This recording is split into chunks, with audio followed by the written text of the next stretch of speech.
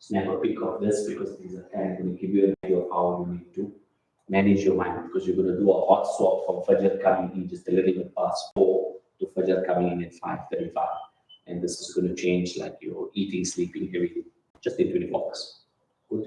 We'll look at time, inshallah, for those going for Hajj. We come back next year. Okay, so your first place will be Medina al-Munawwara. So we share with you this poem from one of our teachers, alhamdulillah.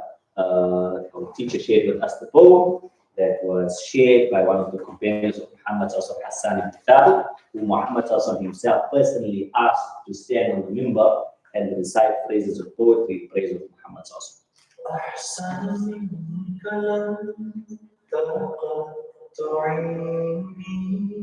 وأحسن منك لم ترقبت عيني وأجمل منك لم تلد النساء خلقت مبرأ من كل عيب كأنك قد خلقت كما تشاء.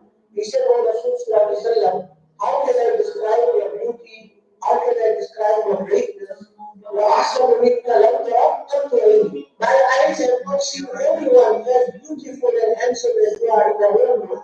وأجمل منك لم تلد النساء. No woman in this universe has given birth to anyone as beautiful as you are. No more beautiful person has ever watched. No more beautiful person has ever seen by the eye. خلقت مبرأ من كل عيب. You were created free of any kind of defect, any kind of shortcoming, any kind of faults. You are completely pure of that. And كأنك قد خلقت كما تشاء. Because as if you were created the way you wanted to be created. In other words, Allah subhanahu wa ta'ala fashioned you in accordance with your liking, such beautiful personality in terms of physical beauty, in terms of spiritual beauty, in terms of ultimate internal beauty, like the Prophet was never seen in this universe and will never be seen forever till the day of Qiyamah. Okay, so I mentioned one of my teachers, you'll ask how. From Azhar al-Sharif originally. Who knows Mufti Zubair Bhaiya? Even if not personally. So he's the director of Darul Ihsan in Durban, and now they have a little bit of a volunteer organization in Medina al-Munawwara called Baitul Ihsan. So there's freezer, storage, wheelchairs, etc. Good. So you most probably heard his name, but may not know him. Definitely as a South African, you would know of him.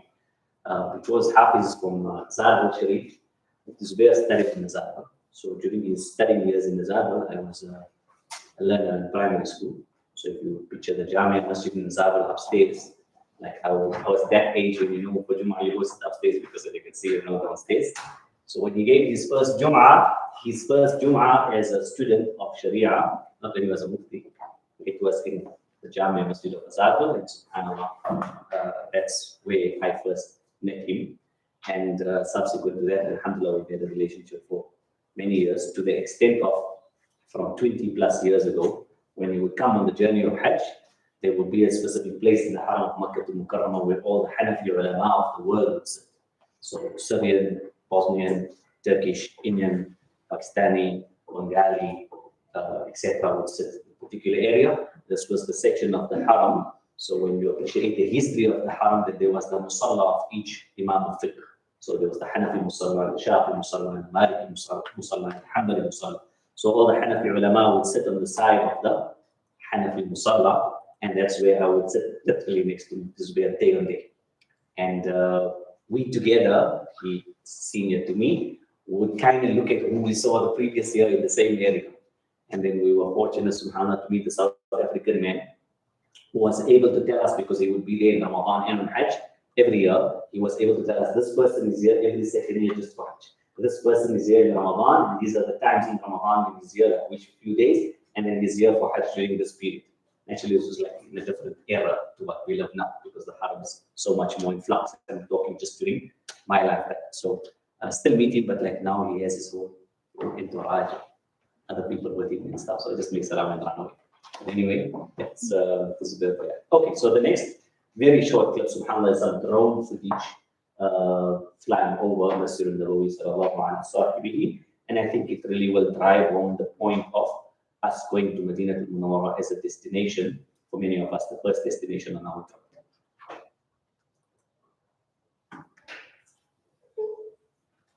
أشهد أن محمدا رسول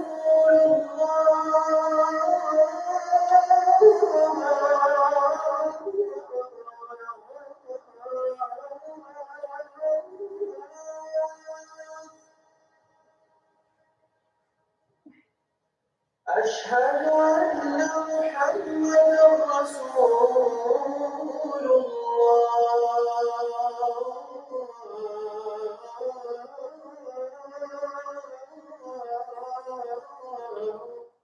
Okay. I hope that gave you some goosebumps. Inshallah, hopefully. Okay, so this is your third piece of homework. Salawat upon Habibuna Mustafa Muhammad sallallahu alaihi wasallam. If you ponder on the poem from Hassan ibn Thabit radiallahu anhu, then you appreciate from one very short perspective the context, the maqam, the stature of Habibuna Mustafa Muhammad sallallahu alaihi wasallam is in our life. And this is relevant, subhanAllah, and applicable to all of us, whether we are traveling for Umrah now, whether we're traveling for Hajj in a few months' time, or whether we have intention of traveling, inshallah, as Hajj Safwan has, in a few more months' time for Hajj, 13, 14, 18 months' time, inshallah. What is your daily count of durood and salawat, each to their own, that you are sending forth as a means of Allah subhanahu wa ta'ala eventually blessing you with the opportunity of being in the physical, close proximity and presence of Habibuna Mustafa Muhammad. Right? So, yes, we all send durood and salawat about Habibuna Mustafa Muhammad, as is the right of Habibuna Mustafa Muhammad in our minds, and is the right of Muhammad in terms of our lives. But now, particularly because Allah is facilitating and opening for us to visit Muhammad in person, the intensity of that needs to change. Not necessarily the volume, but the intensity. So you have one piece of homework surrounding forgiveness, and coupled with the forgiveness is astaghfar. So a daily will, a daily litany of saying astaghfirullah, astaghfirullah, astaghfirullah. Understand? Either that as the shortest form or more longer forms. And then the second is the daily will, subhanallah, of sending durood and salawat upon Habibuna Mustafa Muhammad sallallahu alaihi wasallam.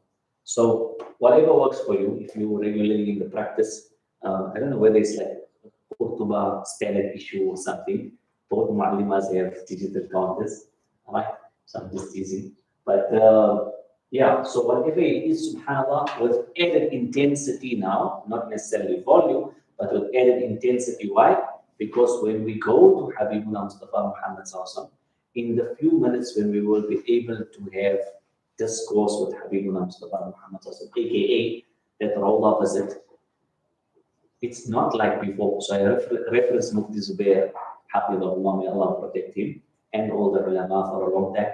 So like I would sit with these people as the senior scholars in our country, like in the Rawdah, and have discussions. Sit there, have a cup of, in the Rawdah, have a cup of tea, make Salatul Khusuf, the Salah of the solar eclipse or the lunar eclipse. Like in the Rawdah, I'm not talking in the Haram, I'm talking in the Rawdah.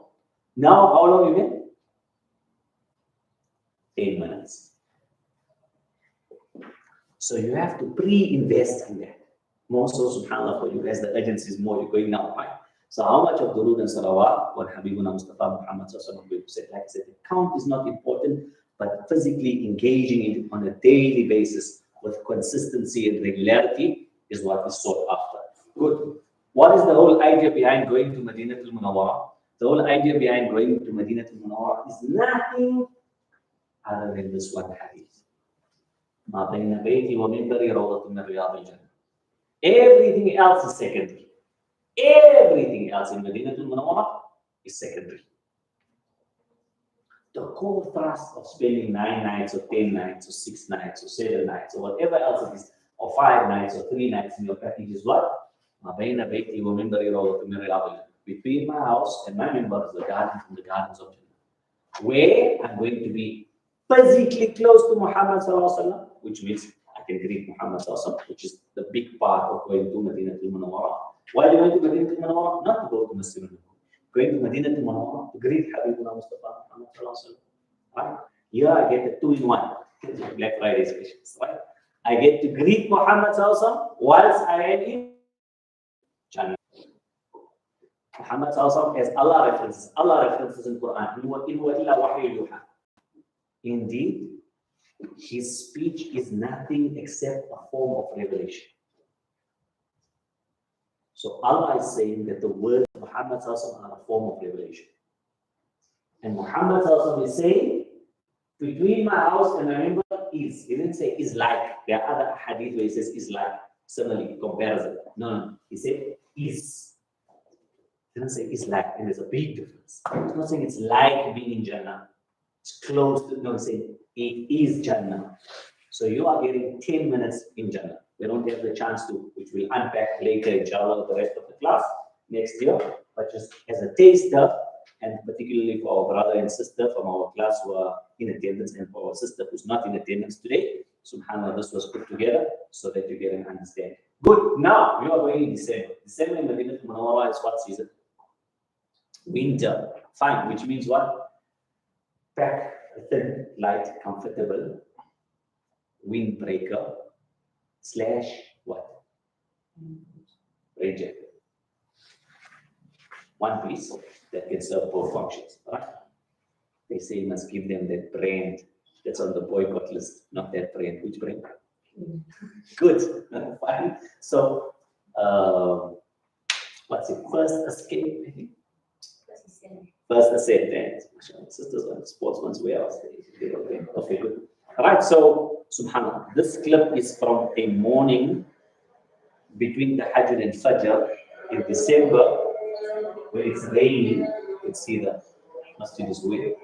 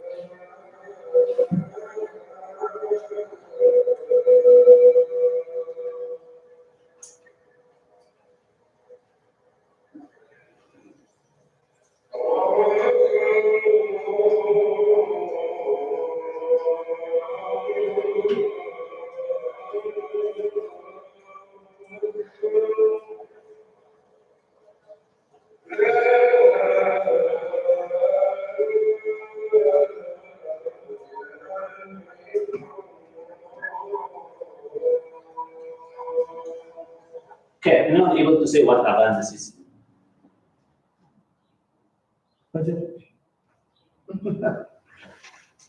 Say come to Salah. It's definitely not Fajr Adhan. Hajj Adhan. Imagine being here in the rain, no raincoat, like waiting for your chance to go into the Rawah. And here, Ashhadu anna Muhammadan Rasulullah, and you see the green dome, which is symbolic of the resting place of Muhammad Sallallahu Alaihi Wasallam. And the next phrase you hear is Hayya ala Salah, come to Salah. And then the Adhan completes. Okay, so each of you going to undertake this trip, subhanAllah. In this clip, there's tons of learnings. How I choose a time for all, what time of the day I choose. Understand? We'll unpack. We don't have the time because I'm going to get through your Umrah before you leave, but I hope inshallah there's some learnings for you. Now, will you forfeit if it's raining and you're soaking wet? It's easy to say no now, but when you're there and you're freezing, what are you prepared to give to have an audience of Muhammad's house? And this goes back to that rule and salawat. If you don't have, subhanAllah, a regiment of litany of durood and salawat and Habibuna Mustafa Muhammad sallallahu, the crowd or the weather or something else could push your heart in another direction. But it's only that that will give you the gravitas to stay there and say, no, this is worth its value in gold and more. I can't give this up for anything. Understand? And that just gives you an idea of the importance and the value of that very short appointment of 10 minutes that you have. Alhamdulillah, you have two. I hope you chose them widely. We can offline with regards to what would be the best choices to be set up for males and for females. Good. Now, you're going to the Rawah, you observe 2 rakat salah, you observe another 2 rakat salah, you look around, cards are not looking at you, another 2 rakat salah till they eventually send you off. So we'll talk about how to make the most of your Rawah. For the rest, subhanAllah, of us, and particularly for you, the next few slides cover how you should think about your trip from the perspective of the days of the week. So those undergoing Hajj, we discussed this somewhat last time, but I'll actually give it to you in a tabular form in one of our upcoming classes when we deep dive into Medina to Moulana. Good. So you've all seen this e-poster. Wednesday dua reminder, somewhere it drops on one or other community WhatsApp group. Don't forget to make dua between Dhuhr and Asr on Wednesday. The site of where this dua of Muhammad was accepted is where? The site of the Battle of Utrecht. Exact place, Masjid al-Fatih. Imagine you're in Medina to Munawwar on Wednesday and Abdur, you take a taxi and you go to Masjid al-Fatih and then you make dua at Masjid al-Fatih and you say to Allah, oh Allah, I'm at the site where you accepted the dua of Muhammad on this day of the week at this time, and for the rest of my life when I have a need, I'm going to turn to you on this day at this time. And because I placed my feet on this site where Muhammad was, I ask of Allah, I ask of you, Allah, through subhanallah, your love for Muhammad as the choicest of your creations, you accept this dua of mine. You can go and visit Masjid al-Fatih any other day of the week, but there will be a nuance to connecting it to yourself on the exact day and time that can pay forward for the rest of your life. Good. So an idea for where these days are. Good. Thursday, we look at the practice of Muhammad before and more so post the Hajjatul Wada, that Muhammad regularly went to visit the Shuhada. And according to what we have in the Athar, in the traditions, in the narrations, that Muhammad would visit on a Thursday.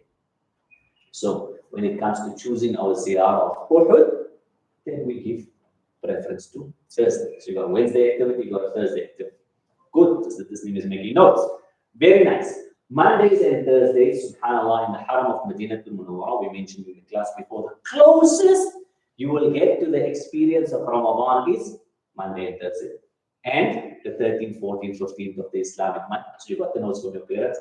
We say choose a 5-week trip if you can, because you get the middle days of the Islamic month. So you're going to partake in the iftar both on the male side and the female side. This is shortly when it opened after COVID. This is when things got a bit more relaxed, and this is like, alhamdulillah, things are getting good. But if you really want to make the proper choice, then that's the look you want. Right? So you got your cover, you got your tea, whether it's ginger or mint tea or just plain black tea. You got a roll, bun, you've got yogurt, wet white, you've got date balls and coconut, you've got fresh dates, and you've got some of the spicy mix which you throw into the yogurt. So why this picture?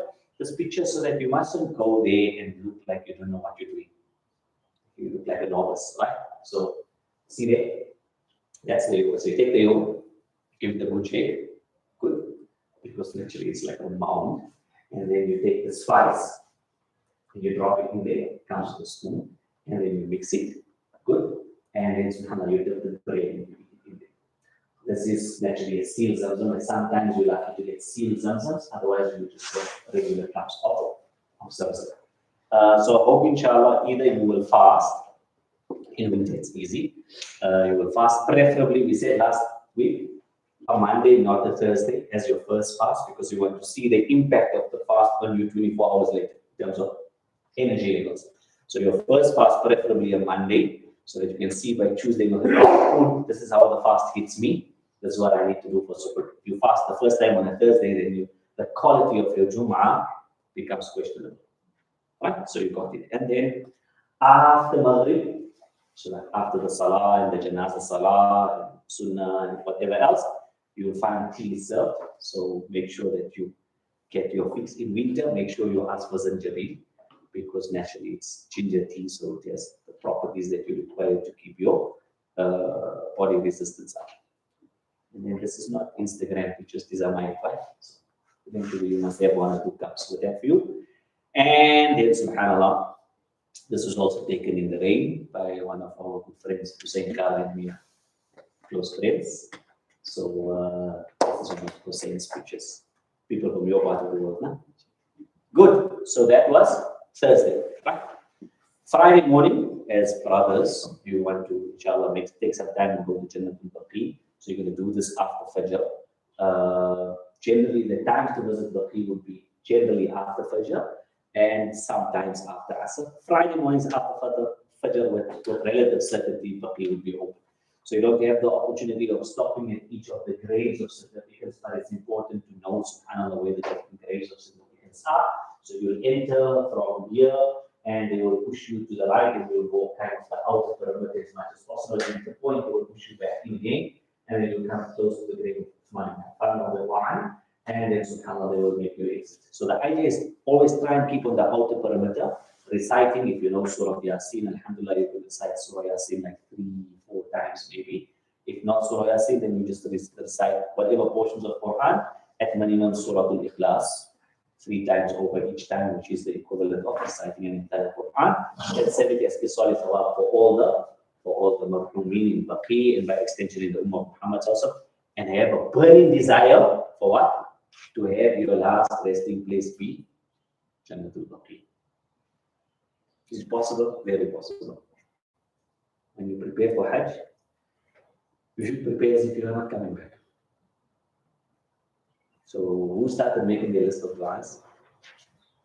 Oh Allah, grant me shahada in Masjidul Nabawi, in Rawdatul Riyadul Jannah, on the day of Jum'ah, at the time when I'm completing Khatm al-Quran, and bless me with the opportunity of having my last resting place as Jannatul Baqi.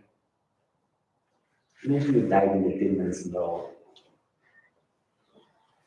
But you have to be ready for it, which means sort out all the financial issues, sort out all the forgiveness issues, everything else. Understand? Position yourself so that you are there for maximum acceptance. If you're thinking, but then I'm doing Medina before Hajj, alhamdulillah, you're on the journey of Hajj. Hajj will be written in your reward already. So we have an arrangement between few of us as students of knowledge. Whenever any one of us is on the journey of either Umrah or Hajj, we make dua for each other in this way. So we hedge our du'as on the relationship we each have with Allah subhanahu wa ta'ala. So like at some funny time in the morning, you get the WhatsApp, I'm here at the Multazam, remembering you. It's like return the paper 3 months later when you're there. Follow? So that's Friday, and then Saturday, Quba, right?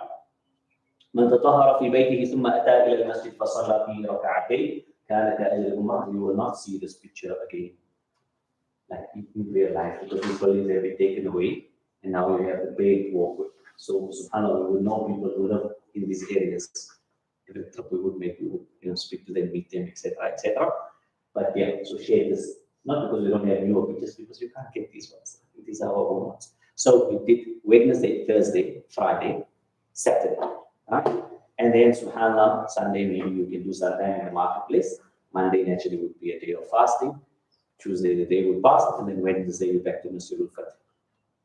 Once again, this is Hussein's daughter.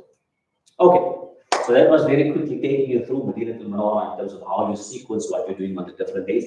We look at it in a Hajj sense and look at the actual Hijri days and 6 weeks versus 5 weeks and give you a kind of an itinerary. And as we said, based on our class group, we will leverage off each other to see which group is doing ziyarah on which day, so that I can catch that. And based on being able to catch that, subhanAllah, we leverage off the collective pros of each of our different offerings. Okay, let's just think about this carefully. So Wednesday, Masjidul Fath, Thursday, we look at where our 8, 9, 10 nights fall, and potentially, if we are able to score a Wednesday on, call it night 1, right, then we subscribe for the ziyarah offering called Uhud in detail. So Wednesday afternoon, you go to Masjidul Fath. Right from there, you go to the Bayda Mountains. Then by the evening, you come to Uhud. So you would have missed Asr in the Haram, Maghrib in the Haram, maybe Isha in the Haram. And then, like I said, if your first day is a Wednesday, because then you can still count 8 nights and still get 40 salah. Everyone follow what I'm saying? Or alternately, the other way, if your last day is a Wednesday, so you got your 40 salah already, fine, then you subscribe for that particular ziyarah. If you are doing less than 8 nights, you're not going to get 40 salah anyway, then you might as well subscribe for that ziyarah. Good. So let's now move to, let's move to Umrah. Al-Umrah ila al-Umrah kafaratun liman bainahum. One Umrah to the next serves as an expiation for the minor sins committed in between. And that is, subhanAllah, what we want to continuously cleanse our hearts and our souls with each successive trip we make to Haramain, so that we are in the best possible state before we meet Allah subhanahu wa ta'ala. Fine. So Umrah is very easy. We can close the class in 10 minutes. Inshallah. No way. So there are 4 basic steps to Umrah, right? One is Ihram. The second is Tawaf. That's what's going on there. Third is Sa'id, so it's flying across your screen. And then the last is Halq and Qasr. Good. So we'll kind of discuss each of these somewhat, inshallah, to close out the hour. Is this your first trip ever? Allahu Akbar. We are on it. Alhamdulillah. Good. So Ihram. So Ihram would ideally need to be done before you reach any of the mawaqit with the intention made at the mawaqit. So I'm conscious of how I'm phrasing that. Wear the ihram before you get to the miqat, and then mention or formalize your niyyah at the miqat. This is from a perspective of being expedient and practical. You could wear the ihram at the miqat, but it's going to cost you some time. So how are you transferring between Madinatul Munawwarah and Makkah al-Mukarramah? Lovely, excellent. Remember, as we mentioned last week, every time you hire transport in Madinatul Munawwarah to go anywhere, you must go to Masjid Quba any day of the week. So you're going to take your taxi from your hotel, wearing your clothing of ihram, stop at Masjid Quba, make 2 rakah salah, nothing into your Umrah, then come to the miqat. And then at the miqat, we'll speak about what you do there. Right? So at the miqat, subhanAllah, these are the different mawaqit. For those of us undertaking Hajj, we either going to use Dhul Hudaybah. If we are coming from Madinatul Munawwarah, we are doing 2 Umrahs, package number 1, page number 4 of the very clean PDF. You won't use any of these mawaqit because you will be coming into the haram somewhere before you pass over Yalamlam. Right? So depending on your flight, so for those going to Makkah first, depending on your flight, you normally would come from this direction, right? So you fly kind of east like Qibla, right? If you're taking the kind of as a crow flies, or if you're doing Cairo, then you need to pass from Juffa, or subhanAllah, if you're doing Dubai Doha, then you're going to pass from Tarm al-Manazil, right? So you would come into Ihram before touching down at Jeddah Airport, right? So best, like I said, if you are traveling from home with that niyyah, so the 2 Umrah package, my recommendation to you would be to come into the haram in your home, because you connect the place where you make ibadah in your home to the haram, which not many people have the opportunity of doing. So you physically wear the clothing of ihram in your house, and then you make your 2 rakah of ihram in your house where you make salah every day, and then you make your niyyah, and then you jump on the plane. So we can unpack that inshallah when we come close. But just now, for our perspective, we are going from Madinatul Munawwarah. Fine. So these are features of the different mawaqit, plural of miqat. On the right is Dhul Hulayfa, the biggest miqat in terms of facilities. Right here on the bottom left is Qarn al-Manazil, Sayyid Kabir. So for those who undertake a trip to Ta'if, either before Hajj or after Hajj, you will have to join the Haram at Qarn al-Manazil before you return to the Haram. Top left-hand corner is not really top left-hand, bottom right-hand corner are not really miqat, but they what we refer to as Haram boundaries. So we have an inner circle, which is the Haram boundary, and we have the outer circle, which is the miqat. Right? What's the inner circle, outer circle? If you are in Makkah al-Mukarramah and you want to make a successful Umrah, then you need only go to the inner circle. So like Masjid Aisha for a second Umrah, or Jirana, which is the top left, right? Or Hudaybiyah, I don't know which of Hudaybiyah. Right? So you would go to those. If you are coming from outside, like the home, right, or then you would use the Mawaqit. Fine, let's go to Dhul Hulayfa. So Dhul Hulayfa is the miqat where Muhammad wore ihram for Hajj and also wore ihram for most of the Umrahs that Muhammad had completed, except Jorana, which I will share with you in the previous slide. That's the reason why you are taking a taxi, not a train. And that's also the reason why you are using this miqat. And it's also the reason why all of us going on Hajj will make sure that even if we're taking the train, as we mentioned last week, you take the taxi and you go to the miqat. So the reason for visiting Medina al-Munawwarah first is to follow in the footsteps of Muhammad's house. If you're taking the train, you don't want to miss this important footstep at the beginning of your actual Hajj journey. As we mentioned, parallel parking lots on either side of the masjid. I don't know if I went into this much detail last week, but the signage on either side will either be green on the one wall or red on the other wall. Show you that inshallah in some of our future slides in successive weeks. We're just going to run through very quickly. Because all these male presenters, they just show us what happens on the male side, and it's not always the same on the female side, and then we confuse about what's happening. So take you in the sister section. So here's a few sisters came into the masjid. What do? First thing, like you do in any masjid, make tahiyatul masjid. So 2 rak'ah in the masjid. And then we're going to make 2 rak'ah of ihram, one shafi. So we're going to make 2 rak'ah of ihram. Right? So we generally refer to it as sunnatul ihram. Right? So 2 rak'ah of ihram. And then after making the 2 rak'ah of ihram, then we're going to make our niyyah. So now this is like a little bit important for all of us.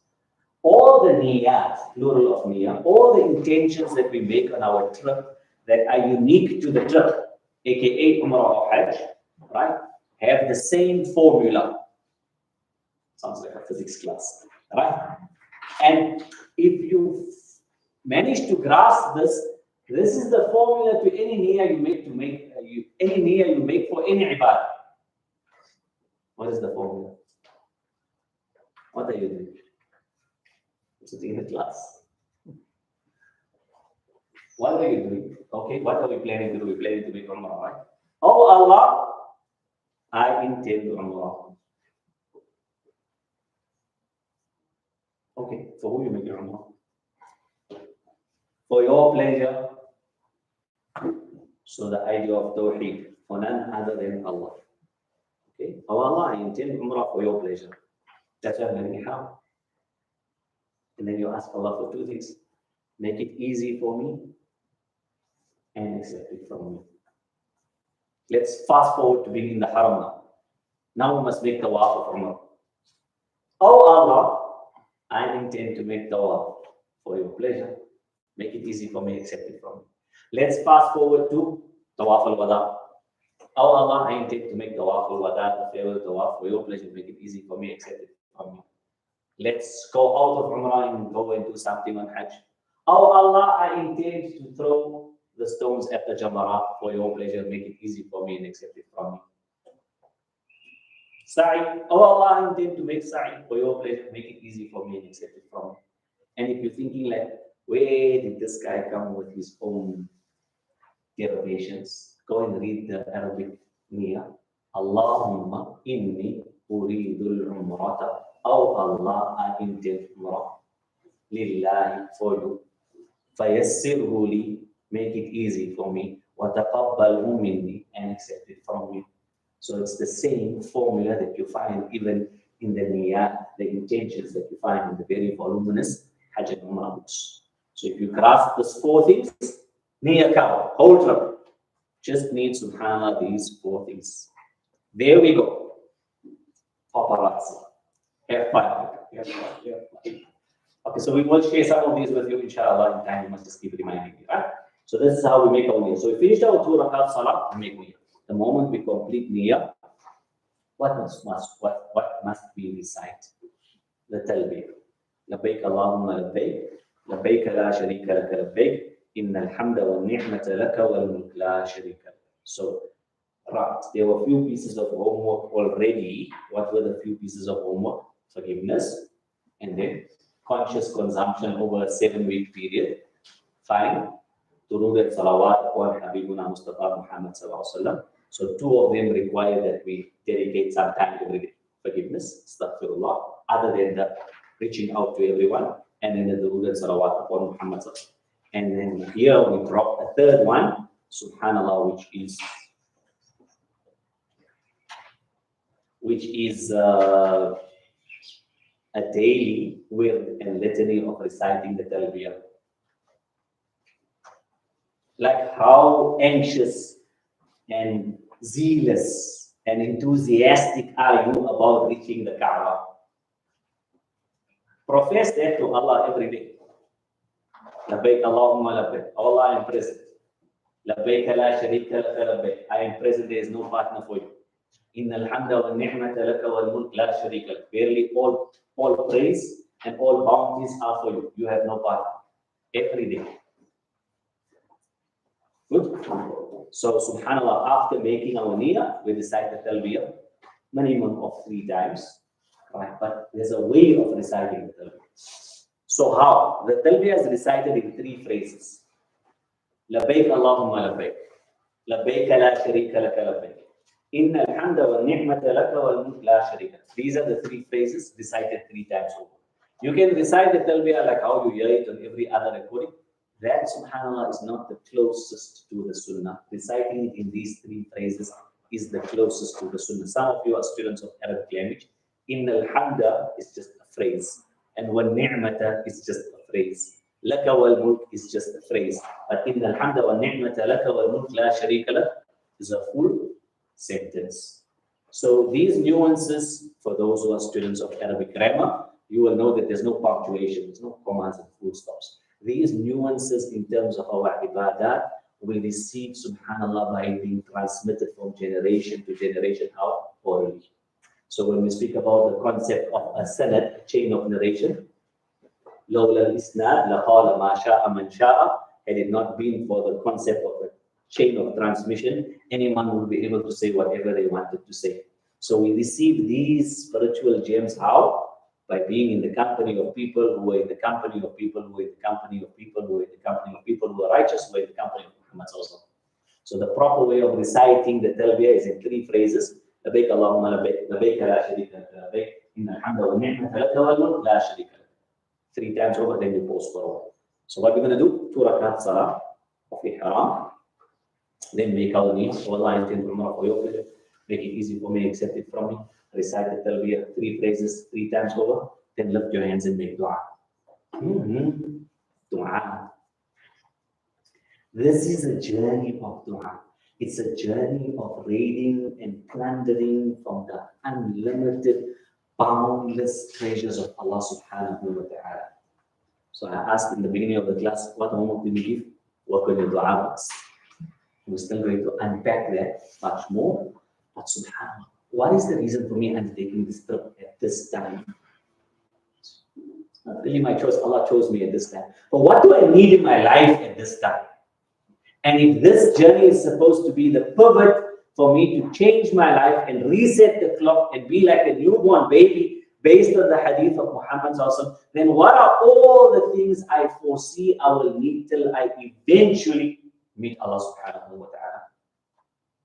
Is kind of the timeline of the dua that I must make. So am I going to be able to make all of the dua now, like now when I just made niyyah for Umrah? No, because the past is going to be looking for me. Understand? But successively now through the entire trip, from the time we depart from home, subhanAllah, that's the scope of the dua that we're planning. And the grand finale in terms of this dua is where? At Arafah. How long is Arafah? Midday, 12:30.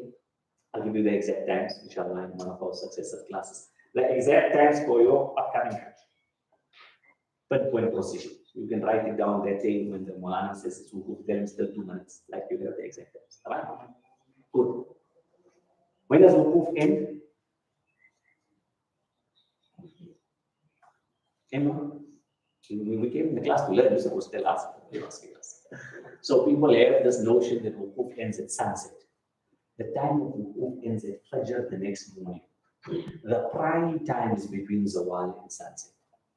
We don't use Maghrib because we don't make Maghrib in half. Right? We'll cover that in class, inshallah.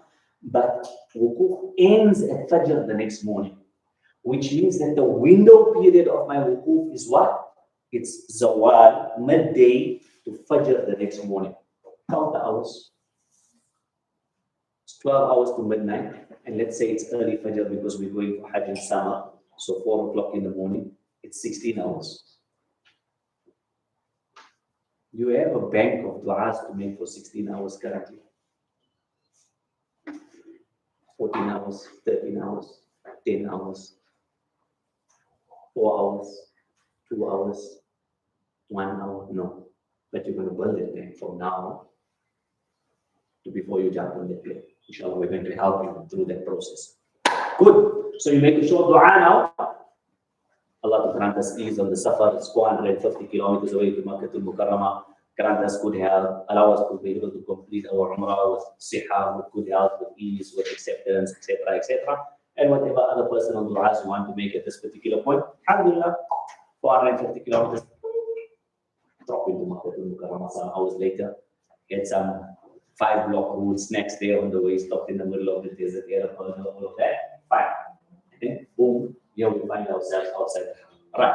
What's important? Important on this slide, brothers and sisters, you are outside the haram through one of the main entrances. This is door number 1. This is between Maghrib and Isha in Ramadan. Right? And from outside, what can you see there? Can you see? What can you see?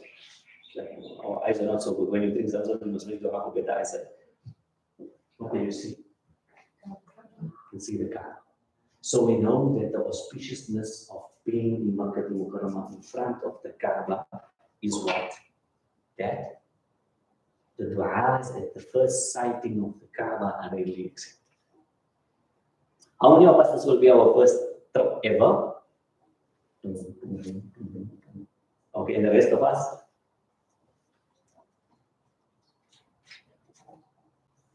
Already went to my first trip. No.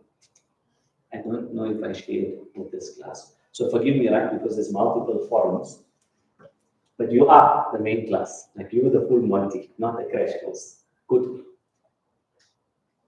When Sahaba radiallahu anhum would be traveling, 2 Sahaba radiallahu anhum on their mounts. Fine. And they would be traveling and talking with each other and discussing whatever, whether it was a light-hearted moment or discussing some of the prophetic sayings, and they would encounter an obstacle in the path. What would they do? They would ride around the obstacle. They ride around the obstacle and they meet each other. What do they do? They make salam. Why they make salam? So now we've got some educators in the room. Educational psychology teaches us that, subhanAllah, if one of us had to leave the room, right, and then return to the room, the dynamics in the room somewhat at an incremental level would have changed. Because either the person who stepped out or the people who remained in would have been privy to one or other stimuli that somehow mutated their minds. Okay, tie what I said about the Sahaba radiallahu anhum meeting an obstacle in the road and what I said about education and psychology. What do you get? You get the opportunity of a plea bargain before Allah subhanahu wa ta'ala when you see the haram of this trip for those who are not going for the first time ever. Allah, I'm not the same Abdur Rahman who was here the last time. So this is my first time seeing the Kaaba as this Abdur Rahman. aka 2024 December, Rahman. Understand? And that's your age to making dua when you see the view, as if you are seeing it for the first time. Your rounding, your orientation, your spirituality, your understanding of the world, your worldview has been shaped between the previous time you were there and now. And even if it was just some weeks or months ago. So would that mean even if it's a couple hours? Yes. You must make it count. You must make it count. Now, when it comes to the choice of what time I choose to go into the haram for my Umrah, we are 11 people, there's dynamics. We have to share what we learn so that we get the best and we are not seen as rude or different to everyone else, but take people along on the journey. And similarly, for those of us going on Hajj, what we are learning in class is not just for us. We have to take people at home along on this journey. Why? Because when we come back home post Hajj, more than Umrah, because you're traveling with 11 people, arguably maybe closest to you, right? When you come back, what happens in your household? You on some trajectory. And everyone else, alhamdulillah, I think making the salah and getting on with life. But if you don't create the environment from now at home, that's going to be an enabling environment for when you return, who's short for? Yours. So they won't be able to support you in further growth when you come back and you look at them and like, I'm not feeling that fulfillment. There's a void, there's a gap. Follow. So the learnings that you are getting in class, you must share, subhanAllah, with the people closest to you, sons, daughters, parents, siblings, at their cognitive levels.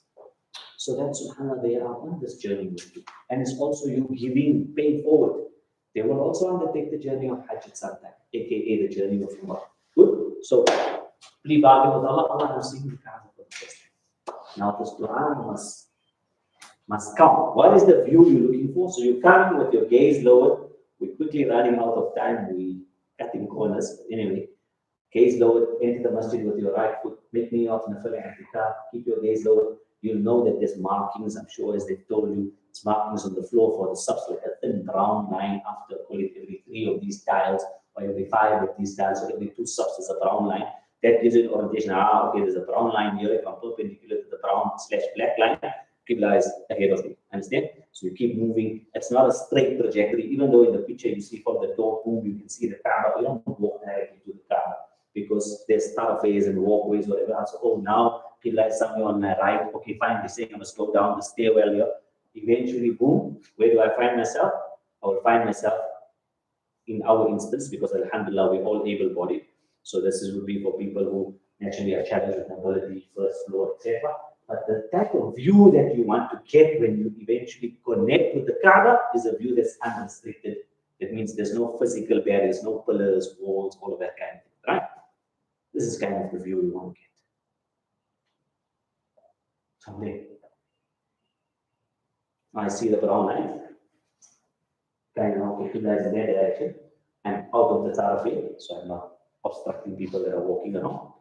And then I lift my gaze and I look at the Kaaba and I recite the feel Allahu Akbar, Allahu Akbar, Allahu Akbar. And then, subhanAllah, I unpack all my problems. Not for my phone though, right? Because first sighting of the Kaaba. So I can't win this. That's why you have to prepare this and rehearse this. Like my children who took part in the concert some weeks ago. So the first day they came home with their lines for school. Alima said, I must learn my lines. And you must test it. Fine. So they got their lines for the portions in the concert, whatever else, Arabic, English, and plus it was laminated, because now what's going to happen with the kids? It's going to get messed and everything else. And then first they were reading from the lines. Right? Then when you go into the bedroom, you see your child standing in front of the mirror practicing. Okay, fine. Wake up in the morning. Dad, can you test me my lines? Understand? So you're going to rehearse the dua in the same way. And then on the day of the concert, it's no lines. But they're standing there in front of who? The whole auditorium, 500-seat auditorium in the university, and delivering with confidence. So now this is you before Allah subhanahu wa ta'ala. Al-Alim, Al-Sami', Al-Basir. The all here, Al-Basir, the all see, is watching you all the time. From now, how are you rehearsing and preparing this dua? Good. This next slide is particularly because you are going for Umrah. There's a separate one for Hajj. Where should you be making dua?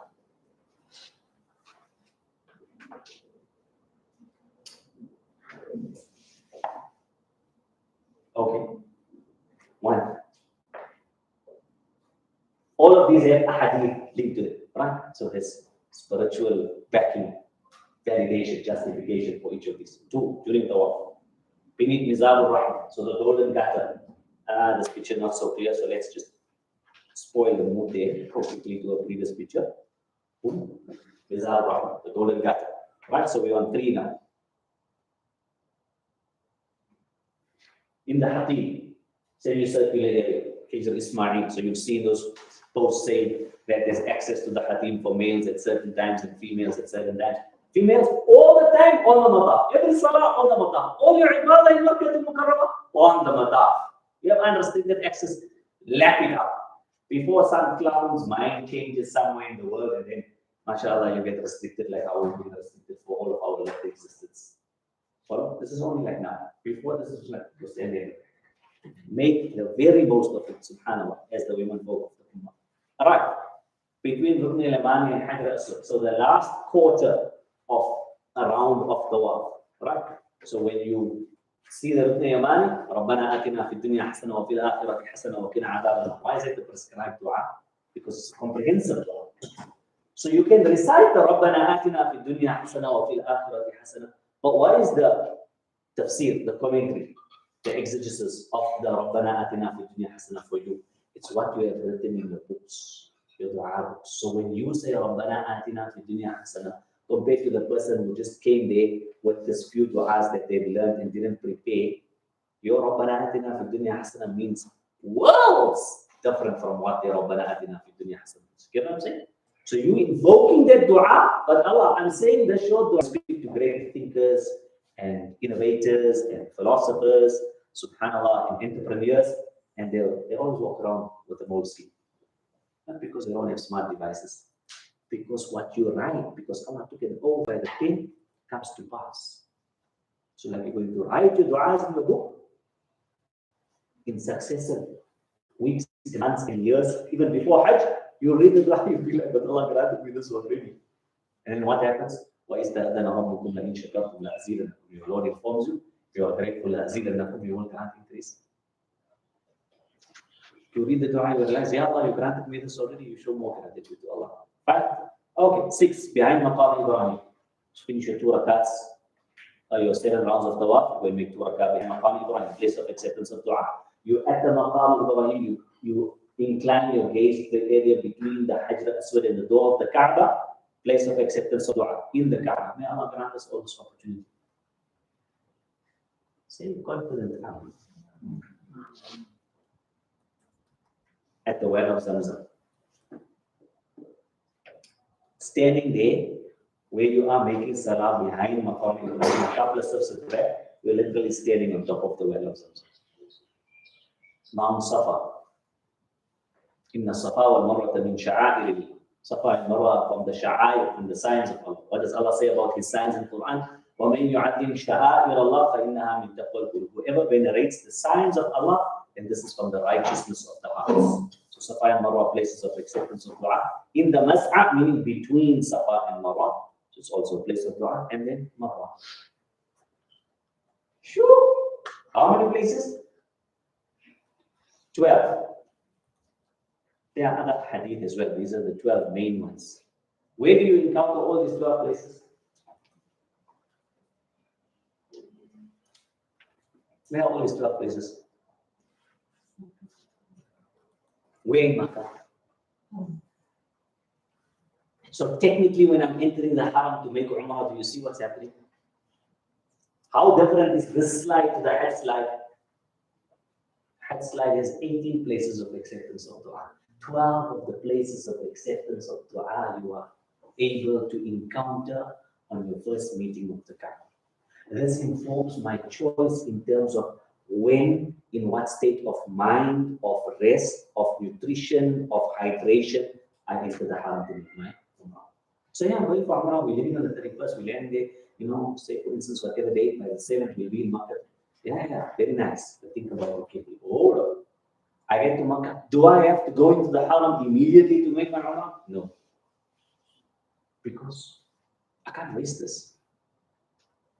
And similarly for us on Hajj, because the group arrived at this time and the group is taking the big share, taking 300 people, subhanAllah, who came on that particular package out of the 500 people, they're all going to make Umrah at this time. Is it the smartest time? No. You people go, I'll do my thing. Because I've set class, I'm prepared, I know what to do. I'm not just empowered to do it myself, I'm empowered to take the people who I love, who I care for, who are with me on the trip, along with me, and make sure that they get a better experience. Not that we're competing with anyone, than if they just went and followed the flow with 500 other people. Follow. That's where we're going. Fine.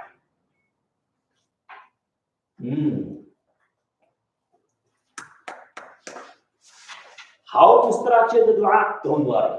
3 hours. 2025. Gathering the du'as starts now. Every person you encounter from today, who subhanAllah somehow you strike a rapport with, that you are able to share this happy news with, that I'm going to be one of Allah's guests. Forgiveness. Actually, if you know them from before, seek forgiveness. And what's the second part, which I referenced there? I said there's another part of the homework coming.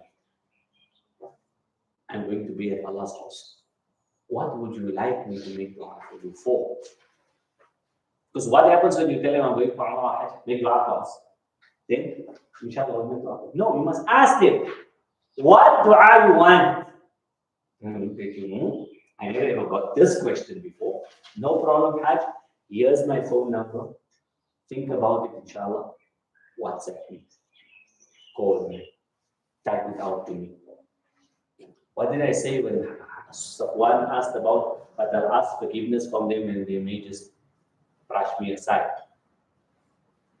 They're going to know they met a genuine human being. I came to ask for forgiveness. Humbly begging before you. No. Inshallah. May Allah soften your heart. But beyond that,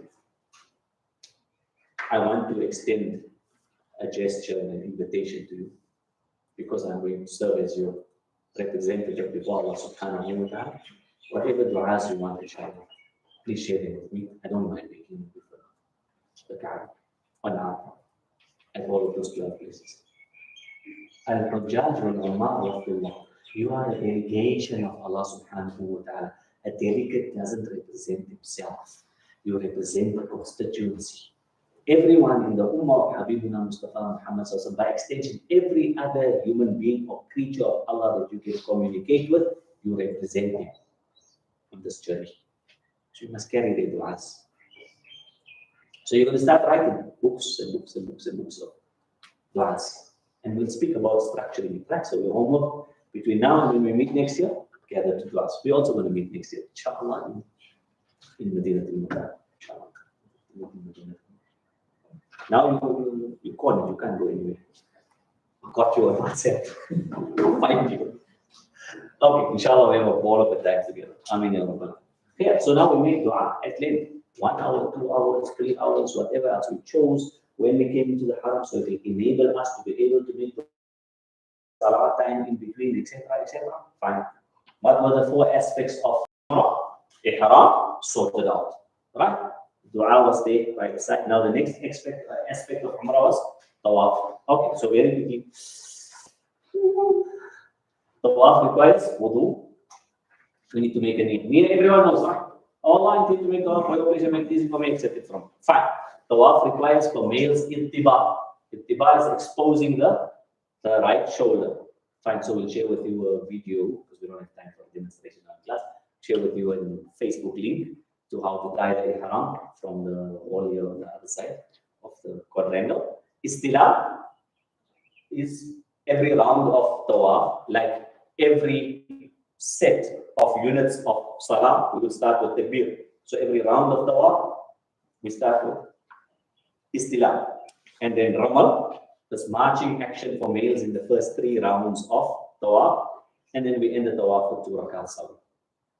behind Maqam Ibrahim. From where? From the portion of Quran we recited in the beginning today.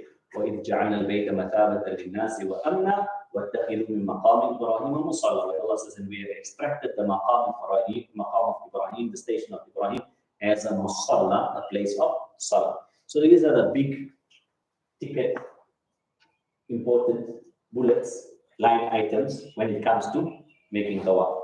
So let's make tawaf. Right? So tawaf goes anti-clockwise, is it? Yeah, it must go anti-clockwise. Some master is sleeping, it's fine.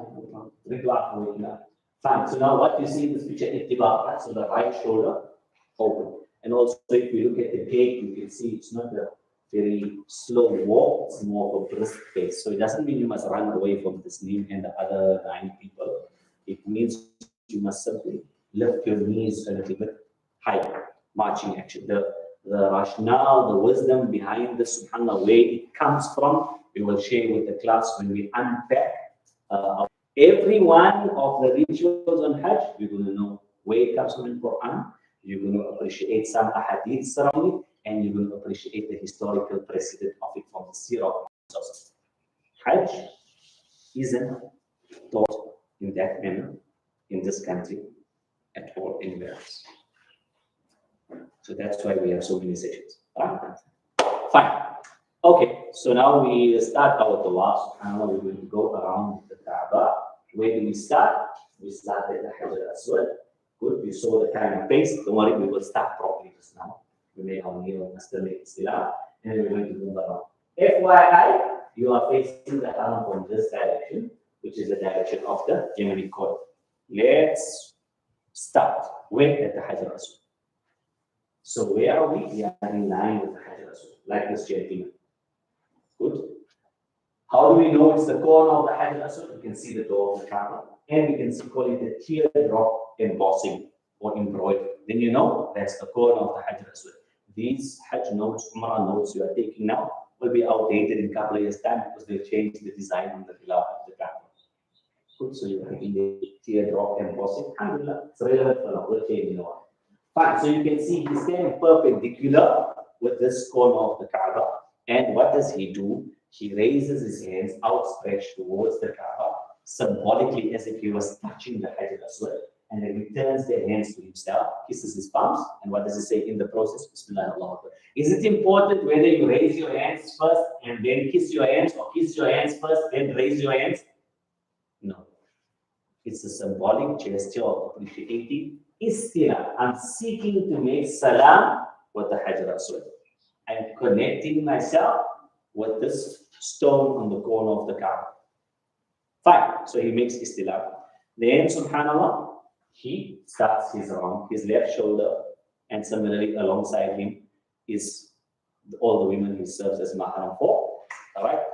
Alongside him are the women folk. They all start the tawaf together, and then subhanAllah, the brother is raising his knees a bit higher because this is Ramal. His right shoulder is exposed. His and her left shoulders at all stages up, facing the Kaaba. What is significant about this picture?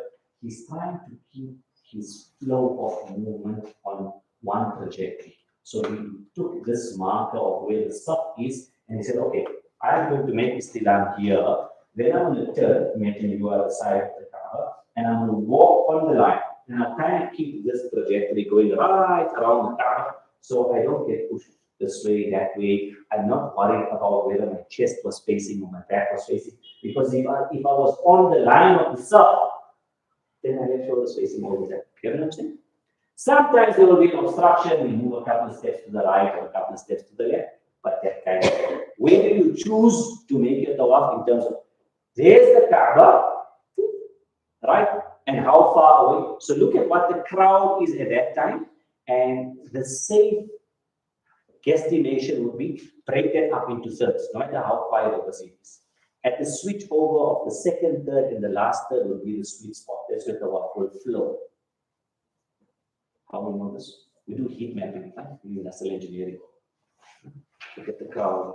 Where's the biggest crowd? Crowd control, queuing theory, etc. So the second third and the last third is where you will find the smoothest flow of the tawaf. Fine. It keeps going anti-clockwise direction. I don't know if you got it by now. Fine. So he finishes. Started there at the Hajj Aswad, walked around. What do they do there? Encounter, call it as a physical obstruction, the Maqam Ibrahim. So he's choosing based on the crowd to either be on the inside of Maqam Ibrahim or on the outside of Maqam Ibrahim. Fine. And then he encounters the second corner. Okay, black corner doesn't have anything very particular, unique about it, except that it's the corner where the Hijr Ismail starts. So this is the lamp post, the light post on the Hijr Ismail, which means if I'm too close to the Kaaba, what's going to happen? Now everyone is moving, and when they come to this corner, oops, here there's this semicircular thing. So now they were planning on going to the left, but now there's a physical obstruction, hence the 2/3 away. So you kind of make a neat circle around there, you don't get into this congestion, this bottleneck. Okay, so let's go to the side.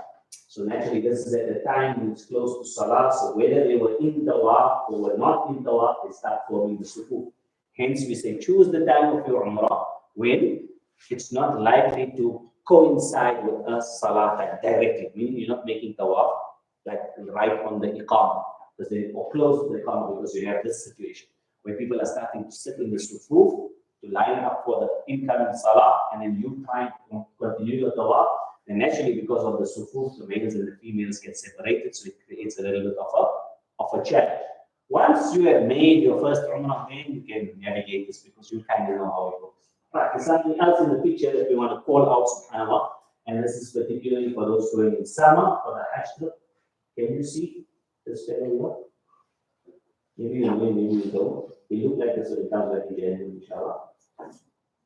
But that's my shoe bag. But it's not just the shoe bag. I've always got a supply of water on me, and naturally that hydration best would be the same. Then I'm carrying two things. I have the call it backpack, which is relatively flat. Remember, functionality, not brand, not style, not model, right? Which is flat. It's got the bladder in it. It doubles up as my shoe bag, but I've also got a sling bag. So I just asked about the haram for females and your phone and stuff. Preferably in a sling bag than on your person, because remember the pockets, even if they have zips and stuff, they can either be cut, they can flip out. So if you got it in the sling bag, which is like right here in front of you, under your arm, you cover. So even if haram is a maid, the important things on your passport, phone, money, etc. But I wouldn't be like all the dollars I'm taking for the entire time, right? Because this is safety deposit box. Good. So this is now that side of the Kaaba. Then I come to the next side. So I pass the Hatim, the Hijr Ismail, and then all of a sudden the entire crowd swings and opens up, so they all go back towards the Kaaba. Why? Because now there isn't this physical protrusion, so they're all coming close again. But if I kept my same lead circle, I continue with that. And then what do I see? Even though when I'm making tawaf, my gaze is fixed on the ground, like it is in Salah, in utmost humility, I can see from my peripheral vision, number one, the crowd is coming back towards the Kaaba, and I will see that there's the corner of the Kaaba with fully embossed. So I'll see that coming through my left eye, and my right eye will see against the wall that what is there? There's the green lights, which means, oh, okay, I'm at Rukn Yamani, and the next corner is going to be what? Hajj Aswad. So what should my dhikr change to now? Good. This next picture in this class, exclusively for Shakir. So you make istilam both at Hajj Aswad and Rukn Yamani. Whereas in Hanafi, we only make istilam at Hajj Aswad. Like in Salah, you know, they make the beer all the time, before ruku, after ruku. Alright, so similarly, you make istilam at both. Good. Okay, let's go next. So now we'll look at some nighttime pictures. This is subhanAllah the 16th of Dhul Qa'dah. That means what? 5 weeks Hajj trip or 6 weeks Hajj trip coming into Makkah for your first Umrah. What time of the morning? I got the picture. But time of the morning, subhanAllah, would have been somewhere around 10 a.m. Was it 10 a.m.? 43 minutes. You have your own source of water on you all the time. It's not like I'm thirsty, because when you feel your tongue is dry, it's already a bit too late. Remember hydration, small sips increase regularly, as opposed to just downing bottles and bottles and bottles of water. Alright, but don't worry, we're going to prepare you, inshallah, to be able to deal with this. Naturally, this is a picture in the evening, this is closer to Hajj, call it somewhere after that date, so maybe 20th, 21st, to Qa'dah, they start lifting the Khilaf, to Qa'dah, etc. Same story, where are we? Between ركن يماني الحجر الأسود ربنا آتنا في الدنيا حسنة وفي الآخرة حسنة وقنا عذاب النار. And then you come and you complete that particular round of tawaf. Good. Now we need to make istilam because we are finishing a round and starting the next round. In the first round, we were perpendicular to that corner of the Kaaba. In each of the successive rounds, there's no clear marking on the floor like there used to be years ago that said, this is the line leading to the Hajj al-Aswad. Follow.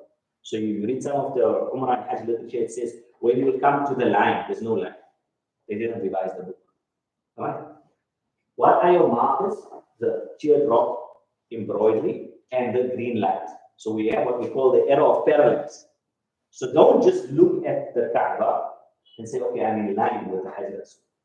Because on the other side, your shoulder needs to line up with the green light. And even with that, subhanAllah, because it's a large crowd of people, it's very congested, people are pushing and stuff.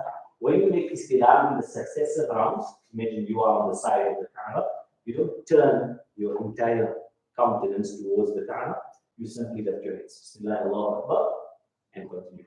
So you can see that type of gesture, whether one hand or two hands, like I said, symbolic. Alright? Make istilam, complete. Second round, third round, fourth round, fifth round, sixth round, seventh round. When you end salah, you make salah. When you end tawaf, you make istilam.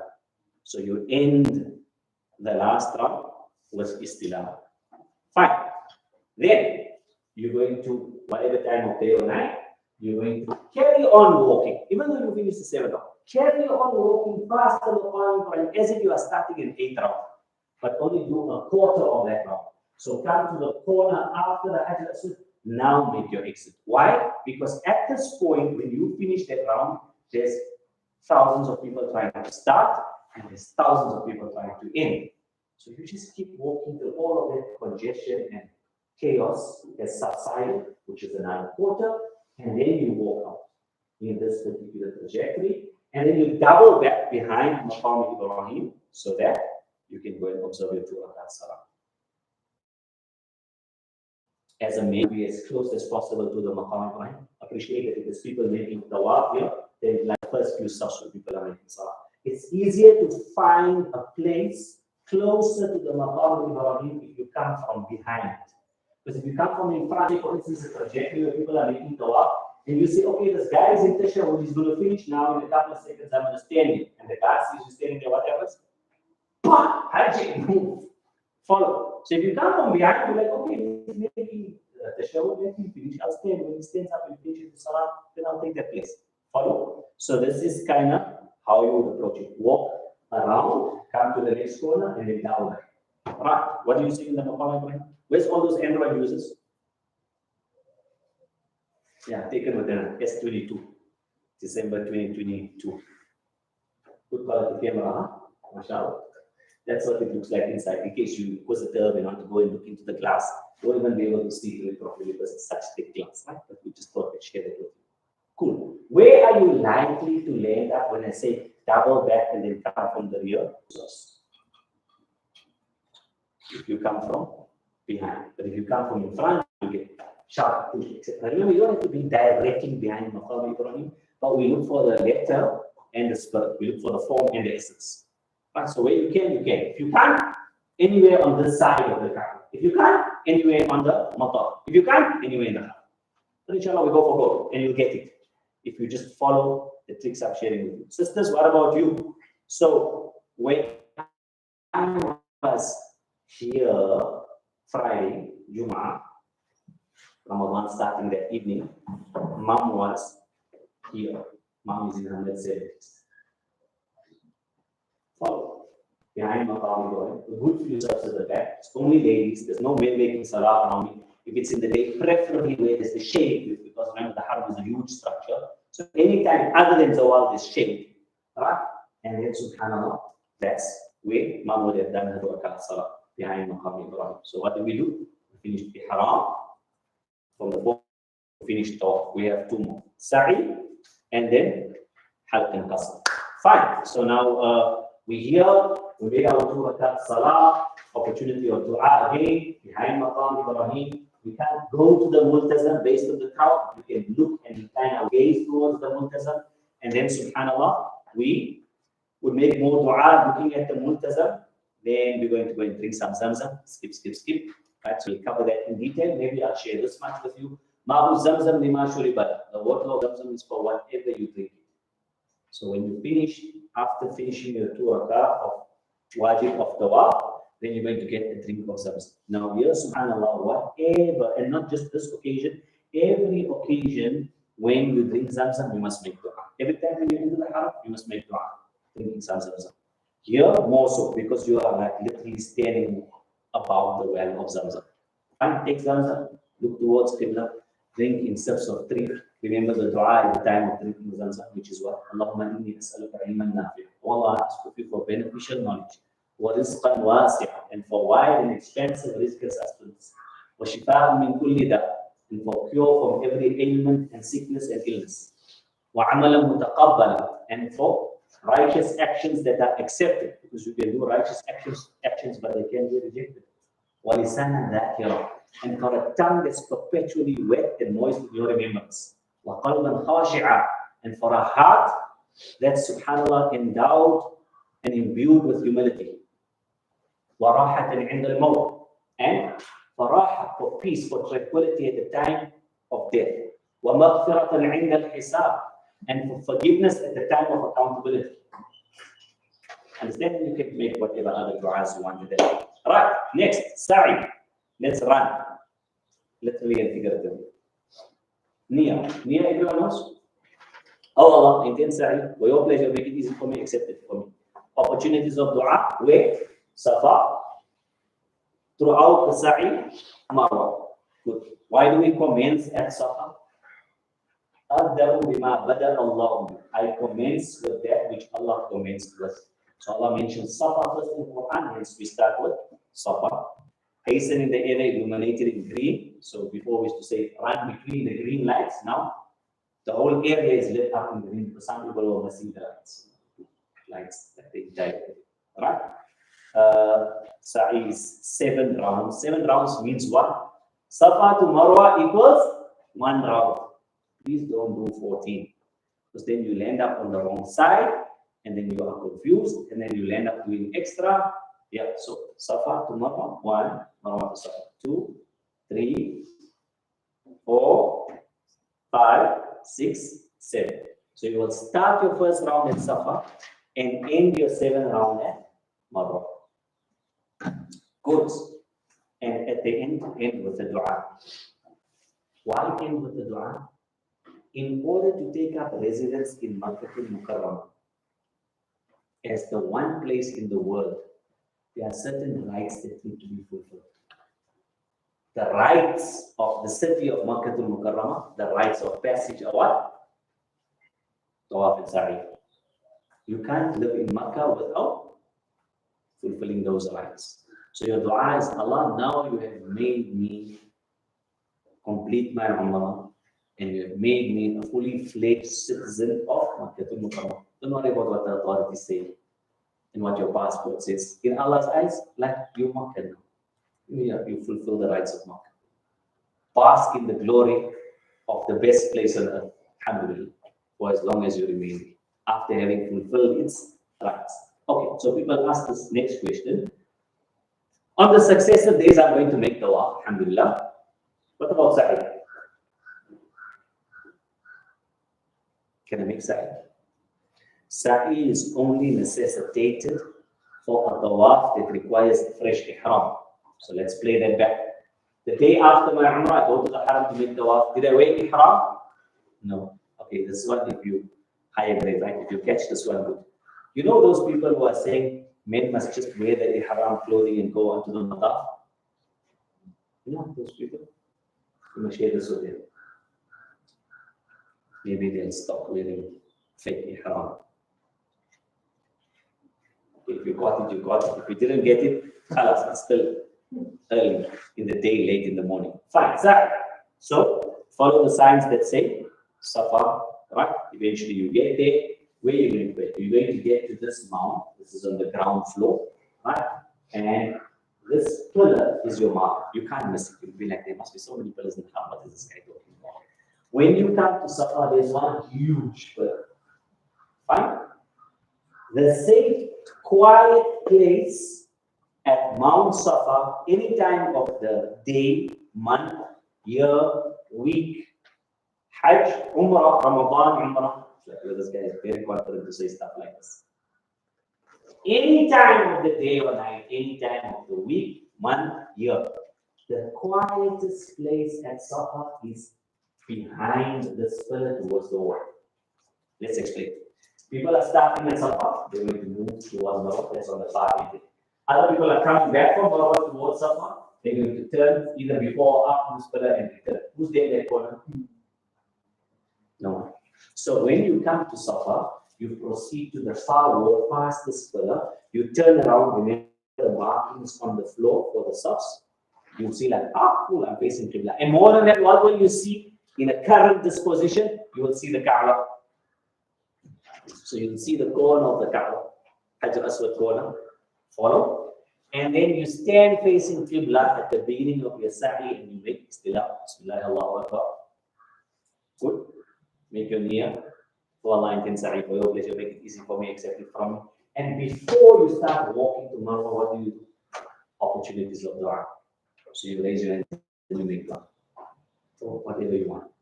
Remember now in the perspective of your mindset, right? So you travel from home, transit, whatever else, Medina to Moulana, the whole, what trip are you on a day? Someone asks you, where are you going this December? What's the one word answer? Umrah. Right. At this stage, like this is the last leg, the last stage in the trip. Well, it's going to be a couple of days I'm going to stay here. But psychologically, you have to fight this because your mind is also saying, okay, last stage, get done. So when you're standing in Safa, you must put some structure in your dua. Choose whatever. 7 categories of people in your life, 7 dimensions of your existence, career, family, risk, education, whatever. So you add some grounding to the dua that you would make at Safa and Marwa. Okay, first one, parents. Khalas. Dua done, whatever extra duas come to your mind, you can work out your dua, fine. Then you start your sa'i. Move towards Marwa. Area illuminated in green, fine. MashaAllah. Make a little bit of haste. Carry on, get to Marwa. At Marwa, there isn't one pillar, there's 2 pillars. Marwa is continuously in flux. If you had to ask me what is the quietest place at Marwa, because you told us there's one in Safa, and I can't tell you. But if you understood what I taught you about Safa, look for a place where there's less congestion, etc. When you come up on that round of your sa'i at Marwa, then you look for those factors. Where's the quietest place right now? Fine, stand there. Where's the line showing the sun? Stand facing Qibla. Make dua for a while, move on. So Marwa is in more flux than Safa because it's a thoroughfare, it's also an exit, it's the end of many people's Umrah. It's also the opportunity for people to start engaging with the world again. So there's transactions, literally transactions happening, people paying for wheelchair services, people paying for haircuts, all those different things, understand? So you have to drown out all of that to your thing, which is your dua. So let's look at the sa'i on the first floor. That's what it looks like. On the first floor, fairly flat. You can see in the distance the area illuminated in green. And then, subhanAllah, you come to the end of sa'i, which is at Marwa. This is a picture from the basement. Why picture from the basement? You can see it's a low volume seat. So when you see the various levels of the mas'a place to make sa'i, don't opt for the basement.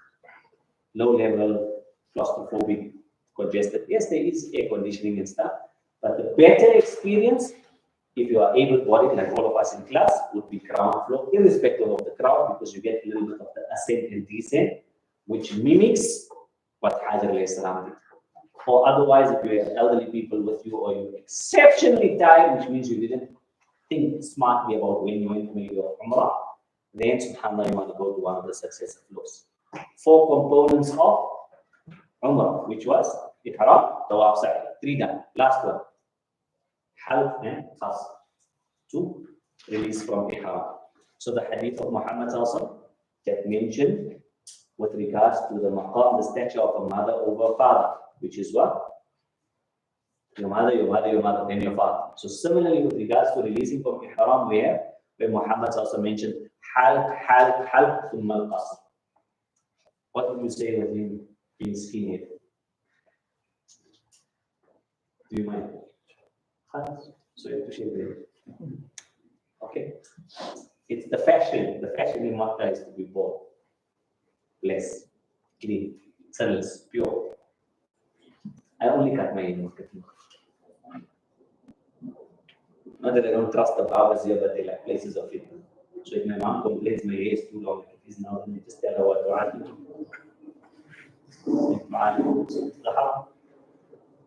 Every strand of hair that's shaved or cut at the time of releasing from the haram is ajr.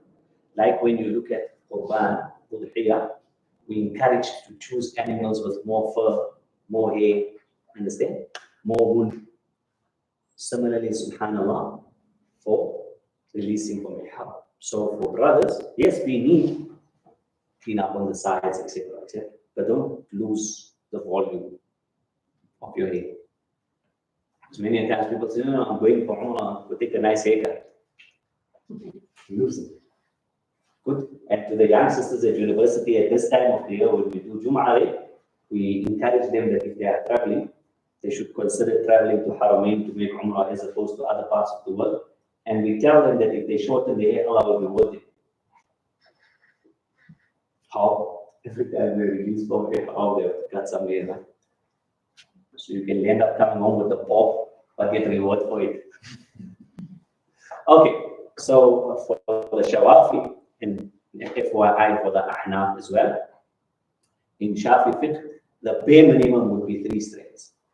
But now we go for gold, right? Right. Why I'm saying FYI for the rest? Because where do we get the 3 strands from? In Shafi fiqh, when you make masah in wudu, what happens?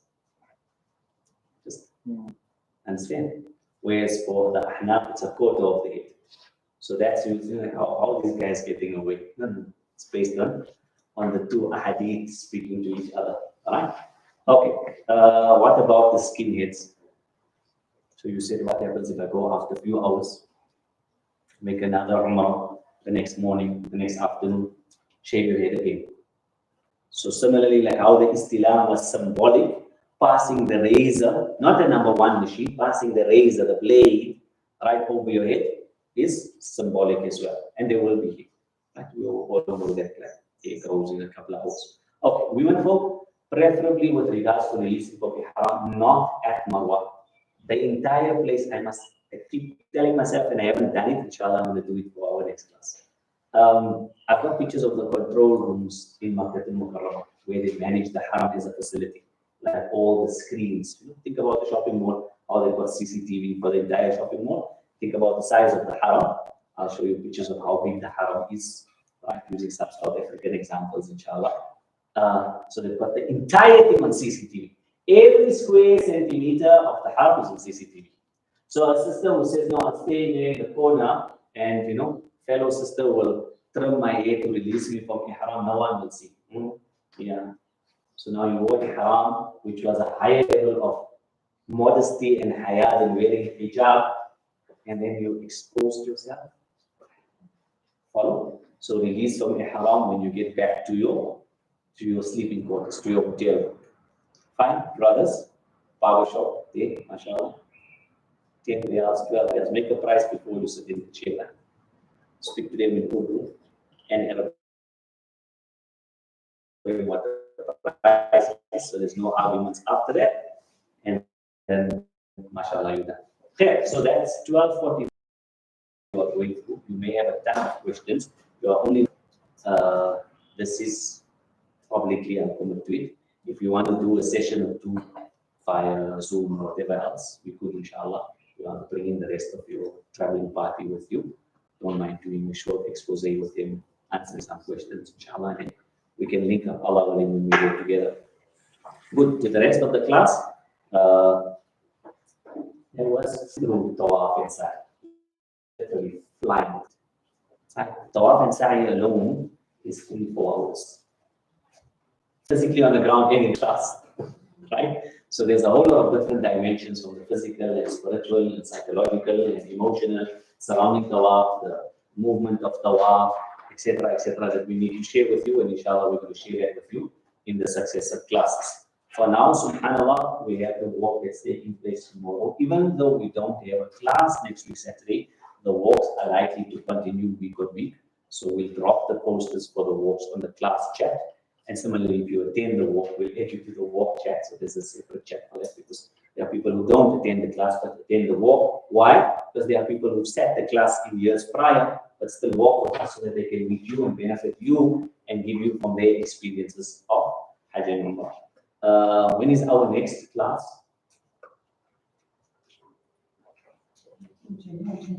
18th January is our next physical class. Anyone feel that the time between now and then is too long with no class?